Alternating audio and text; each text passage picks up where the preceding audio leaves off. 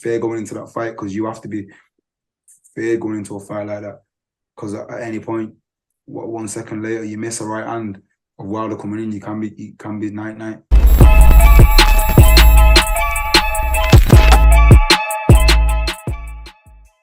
This is Jonathan Aguilar for Pro Boxing Fans, joined by Lyndon Arthur, who's back out September 1st in Bolton against Braian Suarez. Lyndon, how's things been with yourself? How's life? Yeah, good man, good. Just coming from training now. Just gonna relax. I got training again in a couple hours. Such is life. Good to be back out. Good to be headlining. Yeah, man. Yeah. Can't wait. I'm excited. I'm excited for the task in hand. Is that why you signed with Wasserman to be like the main guy to headline these shows and things like that? To be honest, it wasn't. I had no idea what plans they had for me beforehand. But obviously talking to them, and they let me know they wanted to work with me and put me in these kind of positions. So you can say that, yeah. Mm. So it's an IBO world title fight on September 1st. I know like some people see it as a world title, some people don't. What do you see the IBO as? I see it as a great opportunity. Obviously, I'm no fool. I know like what as you just said yourself, some people view it as that, some people don't. For me, it's a fight. It's a fight I must win. And it'll be a good belt to have. Absolutely. And the guy in front of you, I mean, what kind of performance do you think you're looking to put on against him? But Nick, I'm gonna need to. This kid's no idiot, so I need to be on my A game. We've seen you outbox guys, we've seen you blow guys away. Are we expecting a bit of both on the night? I believe so, yeah. Brilliant. Most definitely. And I've got to ask you, Lyndon, obviously I covered your fights against Yard and things like that. And, you know, people would love to see maybe a trilogy between you and Yard. I know your focus is on this, but do you think that's possible? I have no idea. I'm not really bothered anymore. It's just one of them things. If it happens, it happens. If it don't, it don't. Mm, that's fair enough. And obviously I've got to get your opinion on a fight that just got announced. Joshua Buatsi taking on Dan Azeez. What do you think of that fight? And I'm sure you'll want the winner. Yeah, but them guys will put on a good fight. Their styles. I think their styles will clash well. Obviously, they've sparred many rounds with each other. They say, so they'll know each other a lot, and they'll know what each other brings to the table. I'm looking forward to that fight. I'm looking forward to it. Who do you think will come out on top? I know Dan Azeez is gonna quite have a bit of a role at the minute. Watts is a bit inactive, but he's a very good athlete, very good boxer, very good at what he does. I mean, you might favour Buatsi in the sense of the Olympic background, and he's had a good pedigree, and I've shared rounds with him. He's good. I probably favour a little bit towards Buatsi. I wouldn't know.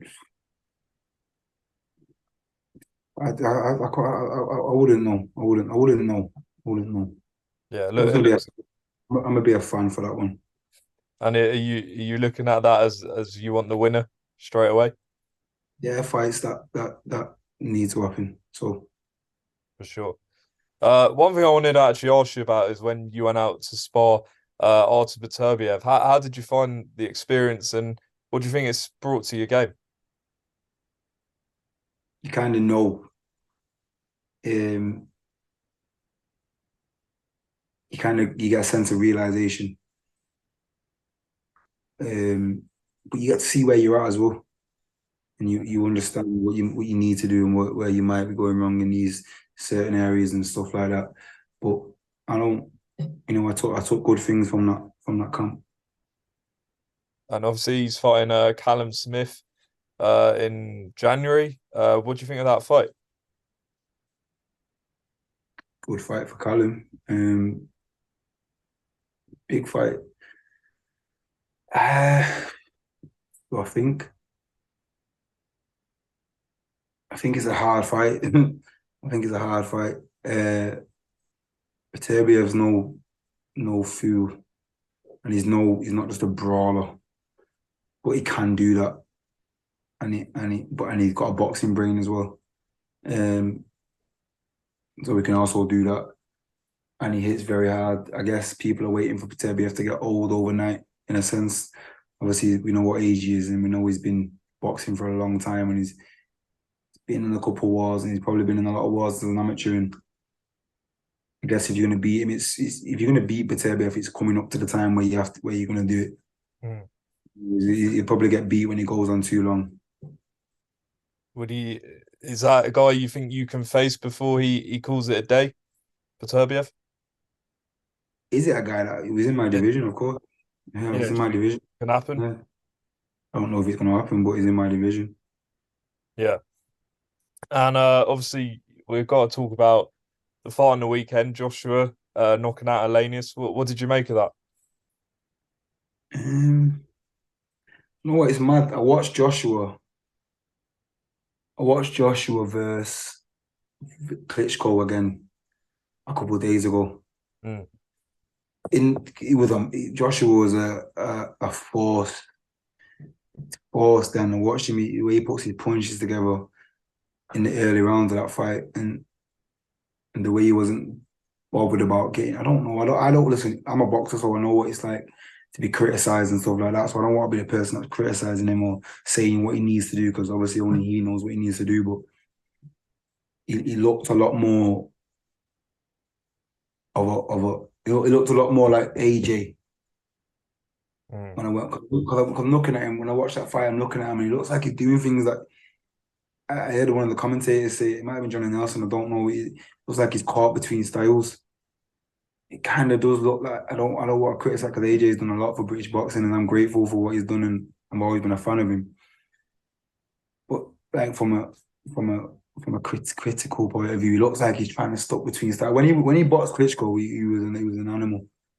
An animal. He wasn't asked about getting hit. He was throwing inside. He was strong. He was throwing punches. He looked like back then like he wanted to knock the person out. Like every punch was my right hand would come followed by left hook, then followed by a right hand, and he's on it. He's on him, and I think he's changed. I don't know if I don't want to say the Ruiz loss took that out of him, because again I don't know, but I think he needs to go back to come forward again. Did you agree with like Tony Bellew, who said that look, Joshua needs another fight, and I think David Hayes said it as well before fighting Wilder, or do you think he should just go straight in? Nah, look, fight who? Who do you want to fight? You know, fight against who? How many times are we going to watch Joshua fight a Helenius? Obviously, it's supposed to be Dillian White, so we can't say that. But like, if he want Dillian White, would Helenius been the guy? Everyone would have went, oh, he's fighting Helenius, only because Helenius was who's you gonna fight now? That's not a top. That's not that might not beat him. You know what I mean? He's at a level where warm-up fights are not really Yeah, it's a hard one, isn't it?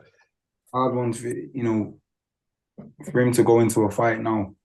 He's gonna fight Hergovich or flipping a Dubois, or not even Dubois, because he's fighting Usyk. Like who's he gonna fight for another fight? Like you can't. Let's not forget Joshua's been fighting for world titles and 12-round fights and world competition for about the best part of 8 years, 7 years, 6 years, whatever it's been. He's been fighting since his 16, 17 fight. He's been fighting for world titles. He's had 29 fights now, I think. So, and he's just beat Wack. He put him to sleep, knocked him out. That fight has to happen sooner rather than later, and in a sense of you don't want anything to take away from that fight. Mm. You know what I mean? Obviously, because okay, so are you gonna fight to get you ready for Wilder? Nobody is like him. Nobody. What is he, 6'6", something? Yep. 6'7", he's massive. What Helenius is probably the most. Who else? Who else is 6'9" and tall, and like you gonna get that will replicate or will set you up for a wilder fight? Nobody. There's no out there because nobody punches hard as him. And if you're gonna fight someone that's like that anyway, you might get beat because it's a risk. It's heavyweight boxing. So I don't know. Obviously, I understand them saying he needs another fight because he didn't look, not that he didn't look the best, but he didn't look ready for a Wilder fight against Helenius.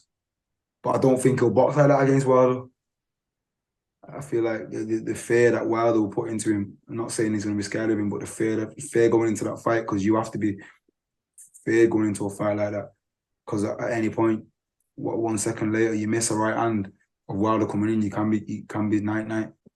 You know, you might not get back up. So I think the extra bit of fear we'll have going into that fight, and the extra caution and the extra, he'll be mentally prepared for that fight a lot more than he would have been for this change up in a week's time. He was supposed to fight Dillian White. He fought.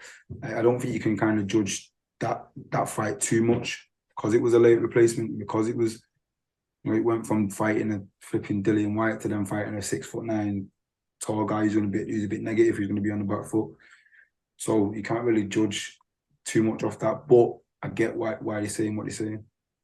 And do you agree with people saying it's whoever lands first in that fight, or do you think, like you said, Josh will have that fear of maybe the right hand and things like that, and he'll look to box a bit more defensively?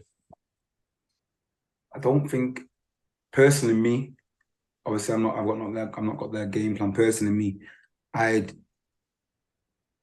want Joshua to put it on him.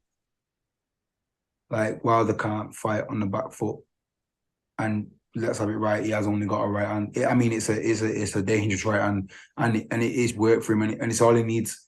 It's all he needs. But I think I can't say Fiore showing the blue. Well, it is showing. Fiore kind of did show the blueprint, but Joshua's not like Fiore, so can't go in there and say that. But what he did in the third fight, I think when he stopped him in the seventh, he just put it on him, went forward and give his weight on him. I think Joshua should do that against him. Wilder can't really fight inside. Joshua can. Joshua's always been able to throw punches in the inside and get his punches in. And I think Joshua could beat him if he was to fight like that. I think giving Wilder the range would be a bit of a mistake. Giving him the leverage to get his right hand off. If you're going to work on blocking his right hand to counter it, to take it away from him, you might get caught. It's a dangerous game. If you close the gap and work on it and put the pressure on him, he's bigger than him. He won't be able to throw his right. Take his right hand away that way. Just finally, Lyndon. Obviously, a difficult subject, I think some people find to talk about, but there was another sort of failed drug test yesterday. Alicia Baumgartner, she said, process her innocence and things like that. I just wondered, as a fighter, does it concern you hearing about failed drug tests and things like that? And do you think people, are intentionally taking, and do you know about, people intentionally taking? I don't know. You obviously you just hear in the circuit, everyone's taking shit. You hear that. I mean, they probably are. And the cycle you might have just missed the cycle, or they might. I don't know. I've never been around someone that's admittedly taken it. I've never been around someone that said, "Yo, do you want to take this, or this will give you this advantage?" Or I don't know about it at all. Like, so I can't. I don't. Not that I can't comment on it because I think it's disgusting. Obviously, we're in this. Obviously, it comes down to we're in the sport and people might die. Do you know what I mean?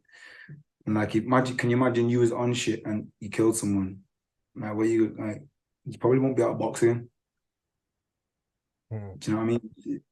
It'll mentally damage you, but just like not even that, like then you've ruined a whole family's life. Just, you know what I mean? Like, because people can die anyway without you enhancing your level of skill set, or your level of ferocity, or your punch power, or whatever. I don't know. It's obviously this obviously I'm clean sport. Like and obviously I would never and have never. So it's a shame. It's a shame that people are getting caught and people are taking stuff to make themselves better and that. Like it's a shame. Well, Lyndon, we'll close this out by just going back to your fight, September 1st. Any message to your fans and people going to watch you on Channel 5 and hopefully see you win this title? Yeah, man, that's the plan. Thank you to all and everyone that continues to support me and tune in Channel 5. Lyndon, we look forward to seeing you back. And hopefully win this fight, and we'll see you with the big in big domestic fights again. Appreciate your time. Bye bye.